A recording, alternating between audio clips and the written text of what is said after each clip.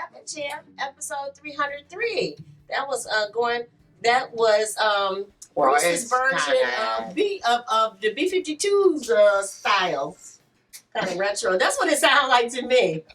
I mean, we're talking about the 80s. That's right, exactly. We're talking about our view of the 80s is the title of this episode. Yeah. But that, to me, is your version of the B-52 sound. Right. And I actually think I did that before I was thinking that. I said, that's before I actually. But it's a similar type of vibe. Well, that's kind of why it appealed to me. So, I mean, that's why it did appeal to me. So, all right. So our episode is our view of the 80s, and as you guys know, retro is back, and our newer generation seems to be so enamored of the 80s now. So this episode is intended to help. Some people get some perspective from folks who actually lived through the 80s. Yeah. So that we, kind of take it holistically and not as this romanticized version. And to be honest with you, I do understand why people, for like a time period like this, because I'm assuming that people who came up in the 70s, 60s had something similar. So like in 1980, in July of 1980, I turned 15. Right? Oh. So from 15, then at the end of the decade, July of 1990, I was 25. Mm-hmm. So, but so much changed. Yeah. For me, but where my life was in 1980 and where it ended up being, like it just to say in 1989. Yeah. Because by 1989.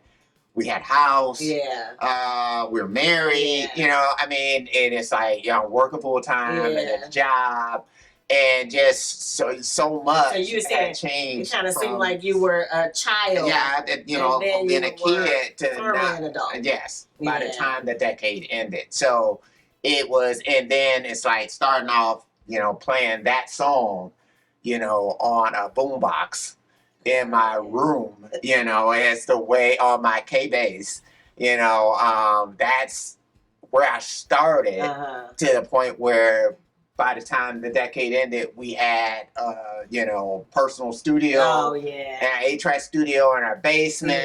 Yeah. We had Atari ST as the hub of this whole MIDI outfit that we had set up. So much changed between where the decade started. Yes. Just, musically. Yeah.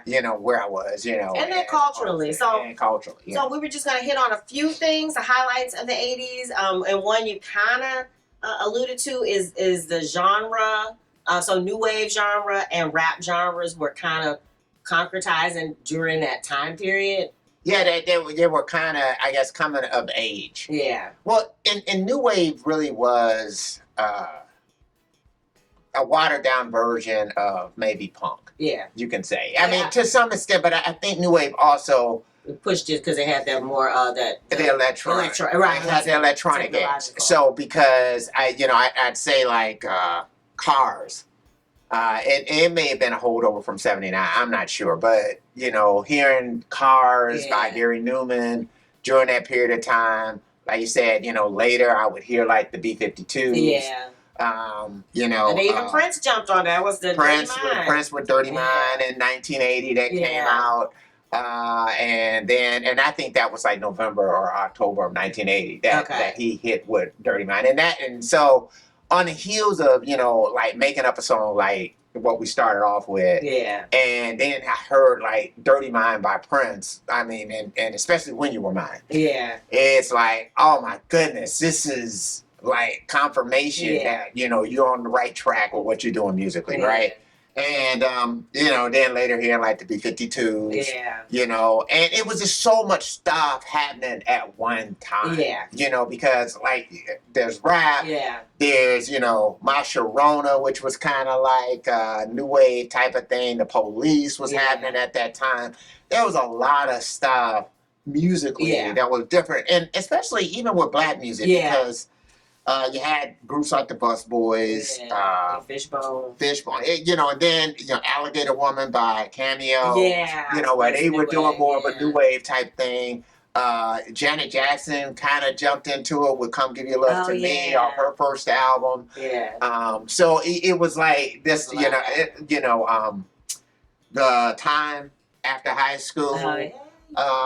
Then of course Vanity Six would Bite the Beat. Oh, yeah. We Got the Beat by the Go-Go's. Yeah. Just all these things that was kind of hidden, in that kind of new wave kind of vein. Yeah. And then we were getting started on English Invasion because like Adam Ant was one of the first ones to kind of be a part of that new English Invasion, which gave way later to Culture Club and Duran Duran and Eurythmics and a host of other English groups. I mean, then you had REM starting out with alternative music, and you had The Cure. Depeche Mode was doing the electronic thing. Kraftwerk was happening at the time. Detroit techno guys were starting to create their stuff during just this early part of the 80s. Along with, we had just come out of, Curtis Blow, These Are the Breaks, and, of course, Sugar Hill Gang. And then that gave way to Grandmaster and the Furious Five, The Message, and then on into like Run DMC. It's like that, what? And that's the way it is. So all of this stuff was happening during this period of time. And then the funk was still happening because you got to think George Clinton, Prince was still funky. Zach was funky. Lakeside, SOS Band, Baby, Glide. Oh my goodness, Glide Black Pleasure. That was like the bass player's song. That was it. It definitely was bass players' heyday at that time. Huh? Yeah, I would say probably from the time that Larry Graham played "Thank You for Letting Me Be Myself." On into like probably early 80s. Okay. That was like bass player's paradise. And then we were talking about like for the DIY rock star or any rock stars, the advent of MTV, so music television, where video content became like the main vehicle for marketing music. So it used to be the majors, but as you know, over the years, now that's one of our primary ways with TikTok and the Instagram Reels and all that. But it started then because it used to be a video was terribly expensive back with MTV, but then eventually starting there gave way to, everybody had to have some type of video, some type of visual. Yeah, you did, but I would always make an argument that might have been like one of the times in which they started to pull away from the DIY rock star. You know what I mean? So meaning that as when MTV hit and it hit like an atomic bomb, right? Yeah. So, it just kind of decimated everything that went before it. All of a sudden, you had to be video, you had to be television ready. Yeah. So, I think it was one of those type of things where they were saying, like, with the presidential debate in 1960 between Kennedy and Nixon, is that people who listened to it on the radio thought Nixon won. People who watched it on television thought Kennedy won. Oh, wow. So it was a distinct difference. It was sort of like, I guess, and I'm not saying I was around at this period of time, but when they made the switch from movies being able to, talkies, as opposed to being silent. Yeah, Do you know what I mean? Yeah. It's like all of a sudden there were stars that couldn't cut it because couldn't do this. It's like, oh my goodness, how are you gonna make this just? And that was the same thing that I think happened with video and rock stars. It's sort of like all of a sudden you had to be video ready, and and I think there might have been artists sort of like Criss Cross, who I think his career may have been upended by that. Okay. Because he wasn't necessarily a video ready guy. Made great songs, but wasn't necessarily video ready. Yeah. And you had to be video ready, or maybe even groups like Toto might not have been as big. Yeah. Because of that. And Toto had some big hits. Africa, Rosanna. Yeah. A lot of those were huge hits. But as the '80s started to move on, and videos became, to a point where, what was it? John Cougar did that one song where he was basically trying to replicate Prince's dance steps. Yeah.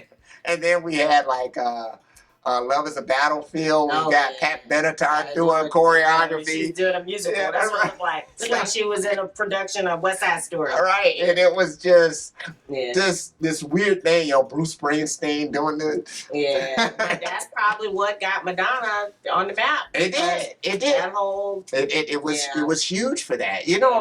Prince and Michael Jackson too. Yeah. I mean, because that visual and then Purple Rain coming out in '84.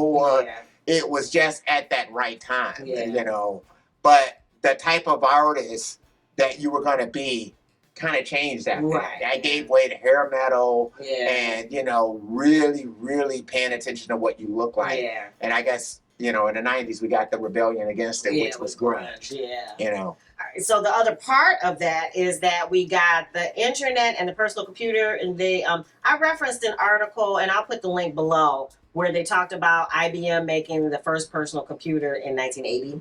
And so for us, of course, the rundown is the personal computer gave way to our personal music studio and MIDI and things like that. So things that D.I.Y. Rockstar could use in order to further their own agenda. Yeah, I mean, that was a common thing that we had, is that one of the first things that I saw that just kind of really blew my mind was Tascam or TIAC coming out with the 4-track cassette, recorder, and it was like, oh wow, I was you could do this on a cassette. That's wow. So that $500 seemed like such a lot of money. That was, but it was like okay, right. And I think after that point in time, it's like one of the things that I would do, like it's like I would take the time to kind of write down all the things I needed to kind of have a personal studio. So it's like, I need to get a keyboard. I need to get a drum machine. I need to get, my Porter studio. I need all to electronic. Right. I need to get these things in order to do it,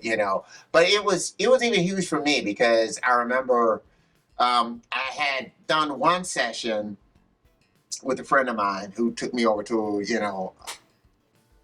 another friend's studio, and I did that, and he was a drummer. So and then I had an opportunity to do another session, but I didn't have a drummer. And I remember calling my friend up, trying to get him to play. He couldn't do it. And then later, the buddy that had the studio, he had a drum machine. Yeah. He had the Sequential Circus drum machine. Because I was like, man, I'm ready to play drums now. I told him, he said, I got a drum machine. I said, what? So all this right? Perfect. It was, so we had the advent of drum machine.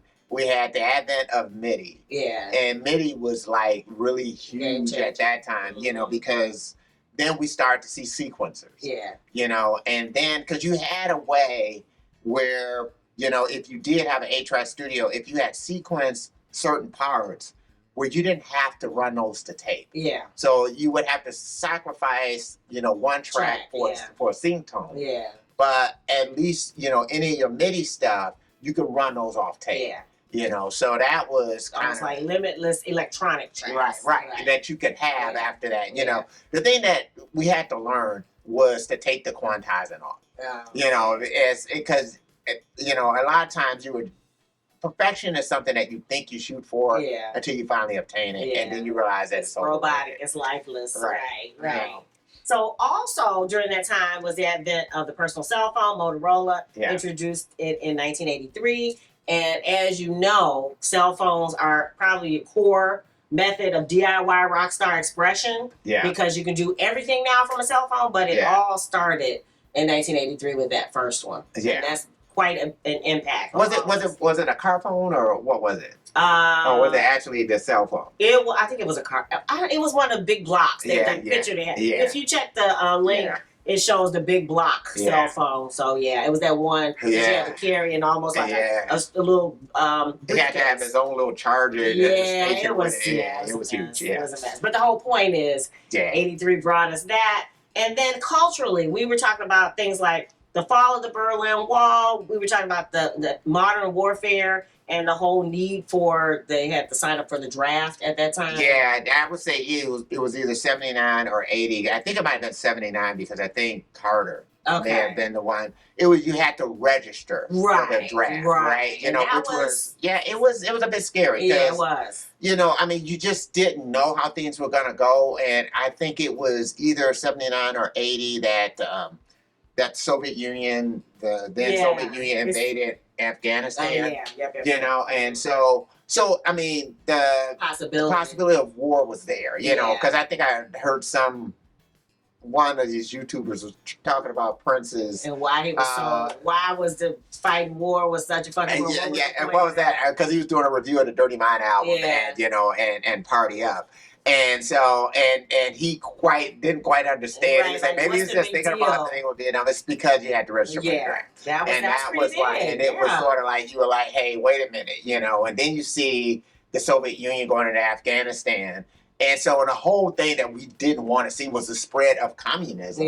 That's why we were fighting Vietnam, you know, allegedly in the first place. So therefore, you had to be thinking to yourself, well, wait a minute. You know, is it possible we now going to end up going into Afghanistan, you know, to kind of stop them from doing this? You know, little did we know, you know, years down the line, we would be going into Afghanistan. So, So yeah, it was a pretty turbulent time. I mean, the main thing at that time was you were worried about just basically a nuclear war. You know, and so I think it might have been 1980 or somewhere in the early 80s. I think it was ABC showed this. They had a television show called The Day After. And it was kind of trying to depict what it would be like if there was a nuclear war and all the rest of that kind of stuff. And, you know, and they had like a hotline set up that you could call to say, hey, you know what, this was really troubling for me, because they tried to make it as realistic as possible.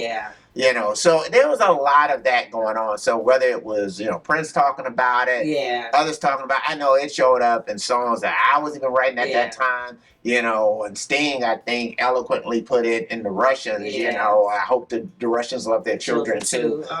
So yeah, I mean, it was kind of tense, you know, up until like 1987 when, like you said, the Berlin Wall fell. Came down, right? Which, you know, kind of gave way of, you know, hey, maybe something new is happening here. So, you know. And I guess we say all of that to say that people are stressed out now as far as the political ramifications, as far as AI taking over music and some of these other things. But the kernel of that, definitely the 80s, with the technological advances and that political turmoil, the possibility of this war, impending war, and all that other things, that these seeds have been there. So that we've had other times in our history when we've had situations that are equally as tense or as unknown. Yeah, I agree with that. It's like what we just talking about, drum machines. There was thoughts that drum machines were going to take over drummers. It didn't happen. There was thought that, you know, bass synths. You know, that then the bass synth, and then as, you know, sound started getting more realistic and all the rest of that kind of stuff, that it was going to take over from bass players.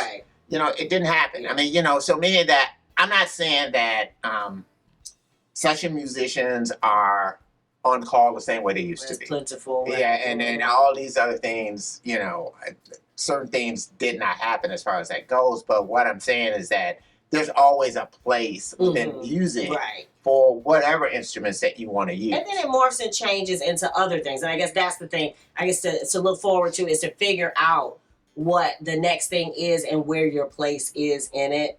And don't, I guess the whole thing is don't sit around thinking that the world is ending, you know, because these things are happening right now. Because it always happens. For every single generation, it always happens. But I can understand how, like, there could be this this infatuation, or, you know, how you can romanticize the music that you grew up with. Because, you know, like I said before, I don't know if there's ever been the other period of time in my life where over a 10-year period time, my life changed so much. Mm-hmm. You know, Yeah. that there was such a huge difference Yeah. in where I started the decade and where I ended the Yeah. decade. Yeah. That you know, even when I think about, you know, us having kids and things like that, you know, there was a certain amount of planning to that and all the Yeah. rest of that.